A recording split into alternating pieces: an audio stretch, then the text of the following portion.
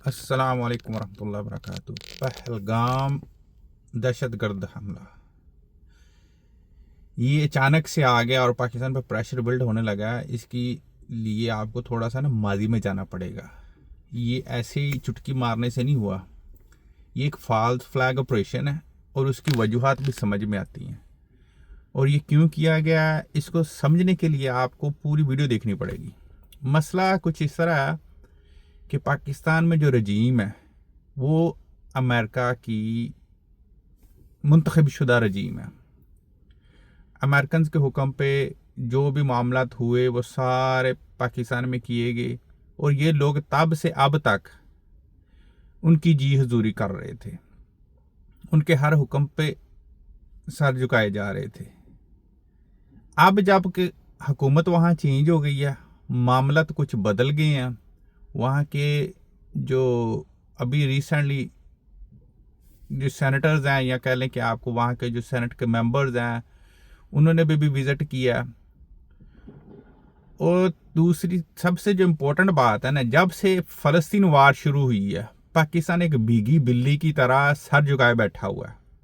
इन्होंने कोई रिएक्शन नहीं दिया, इन्होंने किसी किस्म की कोई मजम्मत नहीं हुकूमती लेवल पे की, इन्होंने कोई बड़ा एक्ट नहीं किया, इन्होंने कोई बड़ा एक्शन नहीं लिया। हत्ता कि इन्होंने सफारती लेवल पे भी कोई एक्ट नहीं किया मुस्लिम ममालिक के साथ मिलके कि ये उनके खिलाफ बोलते। तो अब जब तकरीबन 565-70 दिन होने के करीब हैं या 550 दिन के बाद इनको अब फ़लस्तीन से हमदर्दी जागने लगी। उसकी वजूहात क्या थी फ़लस्तीन से हमदर्दी जागने की? इन्होंने अब प्रोपोगेटेड कह लें अमेरिका पे प्रेशर बिल्ड करने के लिए, इसराइल पे प्रेशर बिल्ड करने के लिए कि हमें और हमारी हुकूमत को ना छेड़ें, हमें चलने दें, नहीं तो हम आपके लिए ये करेंगे। तो इन्होंने फ़लस्तीन के हक़ में रैलियां निकालनी शुरू कर दी। उसके लिए जमात इस्लामी को और अपनी लोकल तंजीमों को इस्तेमाल किया, जिससे उन्होंने सोचा कि अब तो हम जब 550 दिन के बाद 65,000 बंदा मारने के बाद 14-15,000 लापता होने के बाद हमने बैतुल मक़दस पे कब्जा कर लिया, अब आके पाकिस्तान हमें धमकाए और हम पे जोर डाले कि आप बाद आ जाए नहीं तो हम जहाद शुरू कर देंगे और अपने उलमा से फतवे दे। तो इसको हम किस तरह काउंटर अटैक करें, हम इसको किस तरह इन पे डालें या इनको समझाएं कि वो बाद आ जाओ, हम आप पे जंग मुसल्लत कर देंगे। तो इसके लिए जो स्ट्रेटजी इन्होंने अपनाई, अब देखें पाकिस्तान के जो इर्द गिर्द के मुबालक हैं, कौन है जो पाकिस्तान पे जो मुसलमानों से नफरत करता है? ईरान, वो ऑलरेडी फ़लस्तीन के लिए जंग लड़ रहा है, वो इसराइल के ख़िलाफ़ है। अफ़गानिस्तान, वो वहाँ से अमेरिकन निकले हैं, वो कभी भी इसराइल के हुक्म पे या अमेरिका के हुक्म पे पाकिस्तान पे कब्जा हमला नहीं कर सकता। ठीक है, ये दो बड़े मुल्क हैं, ये तो करने से रहे।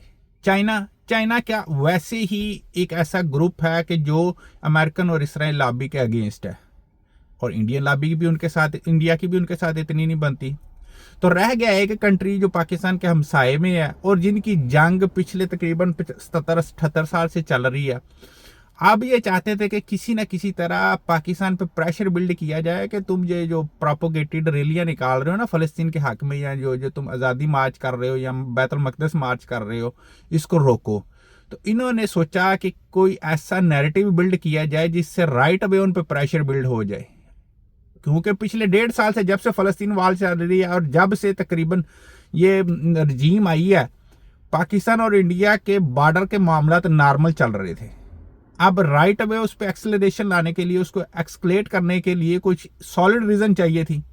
तो इन्होंने ये फॉल्स फ्लैग ऑपरेशन प्लान किया, प्रोपेगेंडा किया, और उसके बदले में इन्होंने पाकिस्तान के ख़िलाफ़ जो स्टेप लिए, सफारती ताल्लुकात, इंडस वो ट्रीटी इन्होंने कैंसिल कर दिया, इन्होंने वीज़े कैंसिल कर दिए हैं।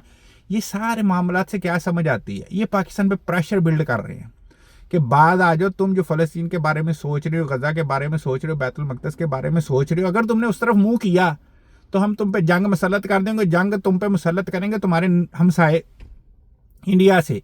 और आपको याद होगा जब मोदी के दौर में, इमरान खान के दौर में, इन्होंने एक एडवेंचर किया था इंडिया ने, इन्होंने हमला किया था जब अभिनंदन भी पकड़ा गया था। तो उसमें इंकशाफात हुए थे कि इंडियन पायलट के साथ एक इसराइली पायलट भी गिरफ्तार हुआ था। اس کا مطلب یہ کہ مودی بھی مسلمانوں سے نفرت کرتا ہے، اسرائیل بھی مسلمانوں سے نفرت کرتا ہے، تو ان کی آپس میں بہت اچھا گٹھ جوڑ ان کا بنا ہوا ہے۔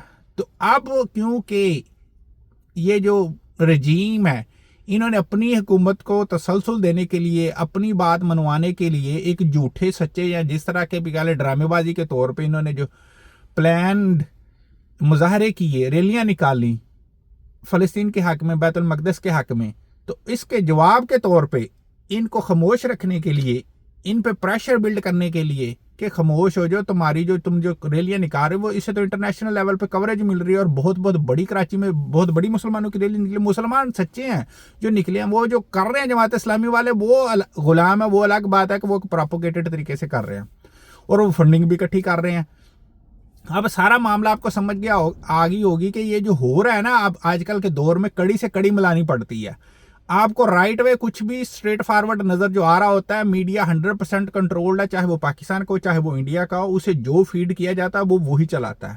تو میڈیا آپ کو ہمیشہ جو ہے نا ڈسٹریکٹ کرے گا، جو آپ کو سچ ہے نا اس سے دور لے جانے کے لیے طرح طرح کی وہ اسٹریٹجیز یوز کرے گا۔ تو حقیقت یہ ہے کہ اب پاکستان پہ جو صرف اور صرف انہوں نے جو کی ہیں نا، ریلیاں نکالی ہیں یا جو پلان کر رہے ہیں آگے مستقبل میں، ان ساری ریلیوں کی وجہ سے، ان کے ایکشن کی وجہ سے ان پہ ریاکشن آیا، اور وہ آیا اسرائیلی لابنگ کی وجہ سے، امریکن لابی کی وجہ سے، جو کہ امریکن اسٹیبلشمنٹ کی لابی ہے، نہ کہ امریکن گورنمنٹ کی۔ اب ٹرمپ اور امریکن اسٹیبلشمنٹ کی بھی آپس میں نہیں بنتی، تو اس لیے اسٹیبلشمنٹ نے اسرائیلی لابی کو یوز کرتے ہوئے، یا اسٹیبلشمنٹ نے، امریکن اسٹیبلشمنٹ نے انڈیا کے ساتھ جو بھی پروپیگنڈا کیا، یہ سارا فالس فلیگ آپریشن کر کے پاکستان کو توجہ، پاکستان کے مسلمانوں کی توجہ ساری فلسطین سے ہٹا کے اپنے مشکلوں میں ان کو الجھانے کے لیے یہ سارا پروپیگنڈا کیا ہے۔ تو اس لیے آپ کو یہ سوچنا پڑے گا اب کے حالات میں کہ کچھ بھی کرنے سے پہلے، جو ہو رہا ہے اس کو سمجھنے سے پہلے آپ کو دائیں بائیں کے حالات دیکھنے پڑیں گے۔ یہ میری سوچ ہے، دوسرے کی اس سے مختلف بھی ہو سکتی ہے۔